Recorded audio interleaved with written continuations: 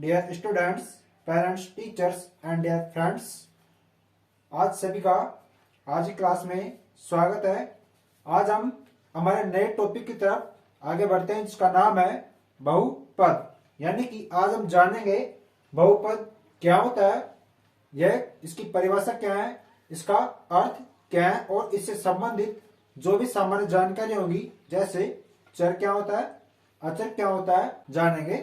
इस प्रकार से हम इसकी आज फुल जो इसकी बेसिक जानकारी है बहुपद की, उनको हम आज डिस्कस करने वाले हैं। ठीक है, चलिए स्टार्ट करते हैं। तो सबसे पहले हम ये जान लें कि बहुपद आखिर ये जो शब्द है इसका मीनिंग क्या होता है, इसका अर्थ क्या होता है।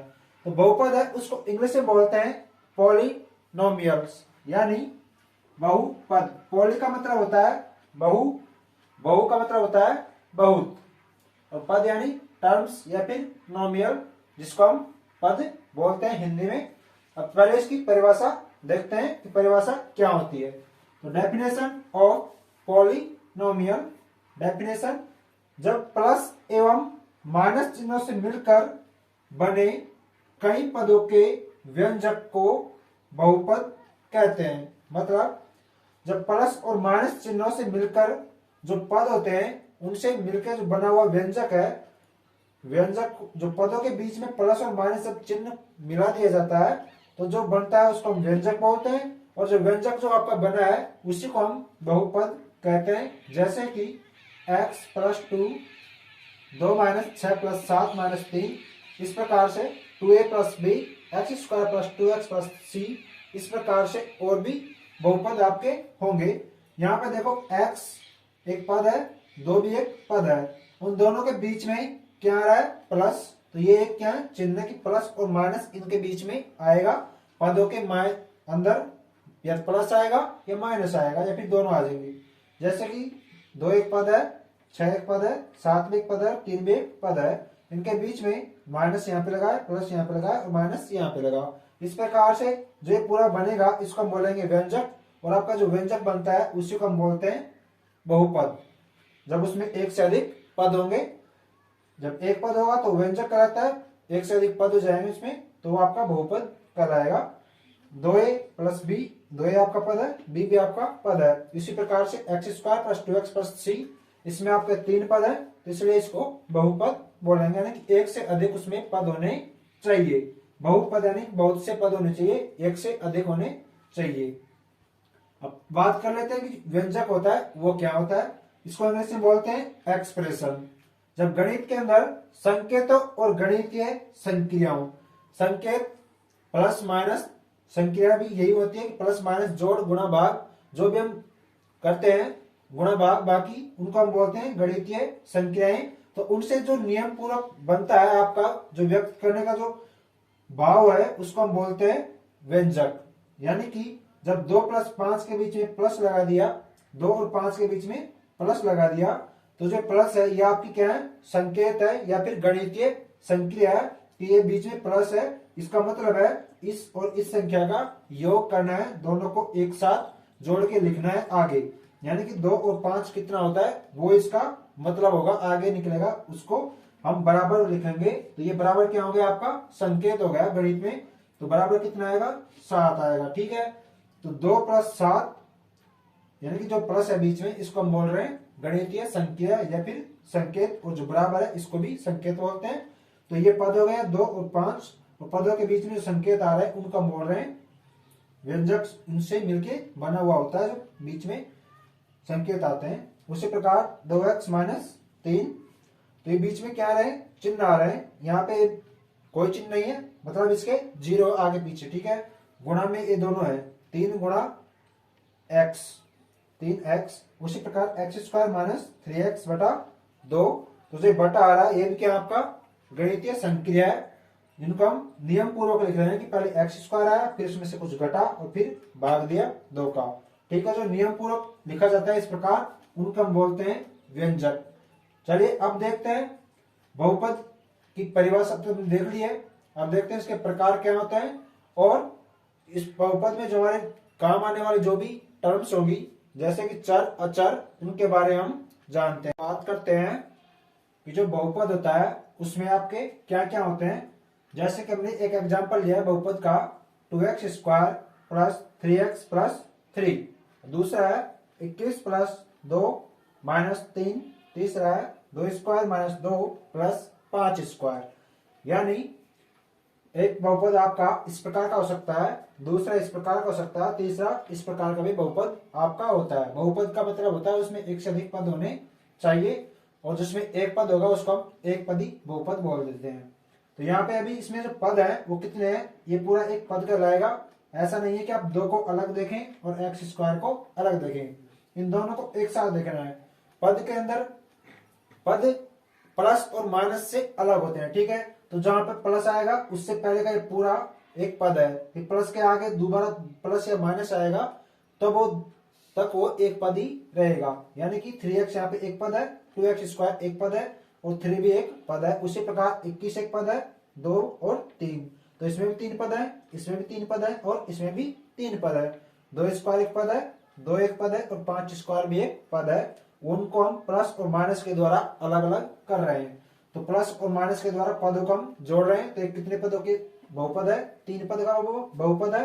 ये भी 3 का और ये भी 3 का। तो ये एक बहुपद में या तो चर होगा या फिर अचर होता है। देखिए दो चीजें होती हैं बहुपद के अंदर, या तो चर होता है या अचर होता है। जिस बहुपद के अंदर चर होते हैं उनका बोलते हैं चर बहुपद, और जिसमें अचर होते हैं उनका बोलते हैं अचर बहुपद। तो ये हमारा चर बहुपद का एग्जांपल है और ये हमारे अचर बहुपद के एग्जांपल है। अगर आपको ये नहीं पता कि चर और अचर क्या होता है, तो अचर वो संख्याएं वो उनको हम बोलते हैं जिनके मान निश्चित होता है। अचर यानी कि जो बदलता नहीं हो, जो स्थिर हो। जैसे कि 21 का मान 21 ही रहेगा, 2 का मान 2 ही रहेगा, 3 का मान 3 ही रहेगा। 21 का हम कुछ और नहीं बोल सकते, 20 या 19 नहीं कर सकते। 2 का 2 ही रहेगा, 3 का 3 रहेगा। उसी प्रकार जब हम इधर बात करते हैं x की, तो x का मान अभी यहाँ पे हमें पता नहीं है कि x का मान 1 है, 2 है, 3 है या फिर 4 है। तो इस प्रकार के x, y, z जो होते हैं उनको हम मानते हैं कि ये हमारे अचर हैं। गणित में सामान्यतः x, y, z जब इस प्रकार के आपको दिखते हैं तो उनको हम चर बोलते हैं, और a, b, c इस प्रकार के दिखते हैं तो उनको हम अचर लिखते हैं, ठीक है। यानी कि अचर जब भी हम यूज करेंगे तो वहां पर हम ABCD का यूज कर सकते हैं और चर की जगह x, y, z को हम लिख देंगे। तो चर वो होते हैं जिनका मान परिवर्तित होता रहता है या फिर बदलता रहता है प्रश्न के अनुसार। जैसे कि यहाँ पे इस प्रश्न में x का मान कुछ और आएगा। अगर हम दूसरी यहाँ पे बात करें x स्क्वायर प्लस x में, तो यहाँ पर इसका मान कुछ और होगा और यहाँ पर इसका मान कुछ और होगा। यानी कि x यहाँ पे है, x दिख रहा है, लेकिन x का मान हर जगह अलग अलग है। इस सवाल में अलग होगा, दूसरे सवाल में अलग होगा। लेकिन जहां पे 3 आपका 21 है वो तो यहाँ पर 21 ही रहेगा। अगले सवाल में 21 आएगा तो वहां भी 21 बुला खाता है। तो ये आपको क्या है, स्थिर है, इसका मान कहीं चेंज नहीं हो रहा। 21 का 21 रहेगा, 2 का 2 रहेगा, 3 का 3 रहेगा। यानी कि जो हमारी सभी संख्याएं हैं, जो संख्याएं हैं वो अभी हमारी सभी संख्याएं अचर कहलाती हैं, और संख्याओं जो बनने वाला बहुपद है उसको हम अचर बहुपद कह रहे हैं। जो चर आ जाता है जिस बहुपद में उसको हम चर बहुपद बोलते हैं, ठीक है। तो चर का हम x, y, z इस प्रकार से लिखते हैं और अचरों को ABC इस प्रकार से लिख सकते हैं। जैसे कि अचर हुए 2, 5, -9, 1/2, ये सभी आपके अचर के उदाहरण है, ठीक है। तो ये आपका समझ आ गया कि बहुपद चर और अचर के आधार पर 2 प्रकार के हो गए। एक तो आ गया चर बहुपद, दूसरा हो गया अचर बहुपद। अब देखिए जो इनका लिखने का तरीका है, बहुपद को लिखने का तरीका वो इस प्रकार से है, p और अंदर x, p अंदर y, p अंदर z। p का मतलब है पॉलिनोमियल, यानी कि बहुपद को इंग्लिश में बोलते हैं पॉलिनोमियल। तो बहुपद यानी कि p का मतलब बहुपद, कोष्टक के अंदर है x, इसका मतलब है x चर का बहुपद। अंदर y है, इसका मतलब है y चर वाला बहुपद, और z है तो z चर वाला बहुपद, ठीक है। यहाँ पर p का मतलब है बहुपद और x, y, z आपके क्या है, चर हैं, ठीक है। उनकी पहचान कैसे की जाए कि ये जो हमें दिया हुआ है, अगर हमें बहुपद पहचानने की कहे कि पहचानिए कि दिए हुए उदाहरणों में आपके बहुपद कौन कौन से हैं, तो बहुपद वे होंगे जिनकी जो चर है यानी कि x, y, z इस प्रकार से जो आएंगे उसमें दिया होगा कि ये आपके चर है।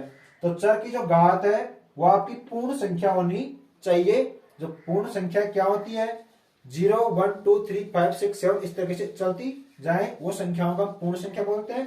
तो जो चर की घात है वो पूर्ण संख्या में होनी चाहिए, यानी कि उसकी घात 0 हो सकती है, 1 हो सकती है, 2 हो सकती है, 3 हो सकती है, इस प्रकार से आएगी। लेकिन अगर आपकी इस प्रकार से दिख जाए 1/2 अंडर रूट एक्स, फिर वापिस अंडर रूट एक्स, कहीं भी दिख जाए 1/3 प्लस एक्स, इस प्रकार से जो होते हैं इनको हम बहुपद नहीं बोलते, क्योंकि यहाँ पे देखो चर एक्स है, तो चर x की घात क्या है 1/2, लेकिन घात जो है 1/2 आपकी पूर्ण संख्या नहीं है।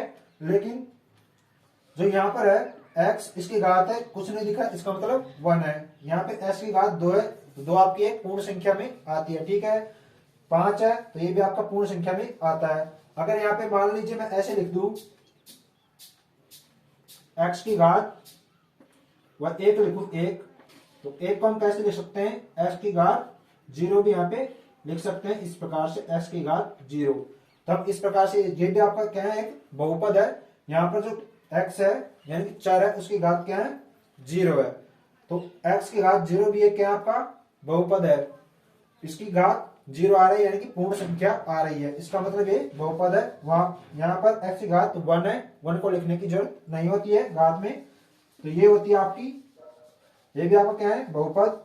5 है घात, ये भी आपका क्या है बहुपद, यहाँ पे 2 है, ये भी आ रहा है, यानी कि इसमें सभी आपके क्या है बहुपद है। लेकिन अगर इस बहुपद में कहीं भी चर की घात पूर्ण संख्या न हो, कुछ और हो, यानी कि परिमेय संख्या हो सकती है वो ना अपरिमेय संख्या हो सकती है, तो वो आपका अक्षर जो आपका बहुपद है वो बहुपद नहीं कहलाता, बहुपद नहीं होगा ना। तो जो इस प्रकार से 1/2 अंडर रूट एक्स या फिर 1 इस प्रकार से लिखा हो 3 प्लस एक्स, ये जो आपका है ये आपका बहुपद नहीं कहलाते है ना, इस प्रकार से। अब अगर पद की बात करें हम कि एक बहुपद में कितने पद हैं, अगर उनके आधार पर हम इसको बांटना चाहें कि बहुपद कितने प्रकार के होंगे, तो बहुपद को हम इस प्रकार से बांट सकते हैं, एक पदी, द्विपदी, त्रिपदी।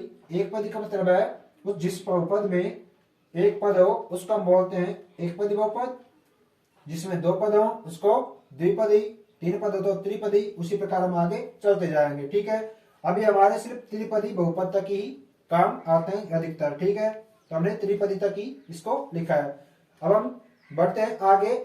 अगर इस प्रकार जब घात है यहाँ पे 2 है, यहाँ पर इसकी 1 है, उसी प्रकार अगर बहुपद के अंदर चर की घात से हम ज्ञात करना चाहें कि वो कितने प्रकार के होंगे बहुपद, तो उनको भी हम देखते हैं कितने प्रकार के होते हैं चर की घात के आधार पर। समझते हैं कि जो आपका बहुपद है उसमें अगर चर की घात के आधार पर हमें पहचानने की कहानी कि इनमें कौन सा बहुपद है, तो हम उनको किस प्रकार से पहचानते हैं कि चर की घात के आधार पर जो बहुपद है उनको पहचानो।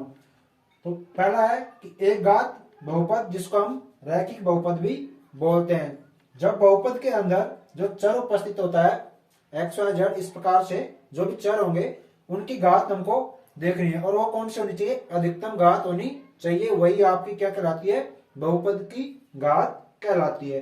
जो बहुपद की घात है वही क्या होनी चाहिए, चर की घात अधिकतम होनी चाहिए। तो यहाँ पे चर देख रहे हैं आपको, जैसे कि x+2, ये क्या है आपका x एक पद है, 2 एक पद है, 2 पदों से मिलकर बना हुआ है पद, ये बहुपद जिसमें x यानी कि चर की घात 1 है, 1 को दिखाने की जरूरत नहीं है। उसी प्रकार x-7 और x/2 वो भी एक क्या आपका बहुपद है, ठीक है। तो वहां पर x की जो अधिकतम घात है यानी कि जो चर की अधिकतम घात है वो 1 है, तो एक पद यानी कि एक घात का बहुपद आपका कहलाएगा जब चर की घात अधिकतम 1 हो। दूसरा है द्विघात बहुपद, जब चर की घात अधिकतम 2 हो, जैसे 2x² प्लस 2x। अधिकतम जो घात है चर की वो हमेशा 2 होगी, उसको हम बोलेंगे द्विघात बहुपद, ठीक है, या 2 घात वाला बहुपद।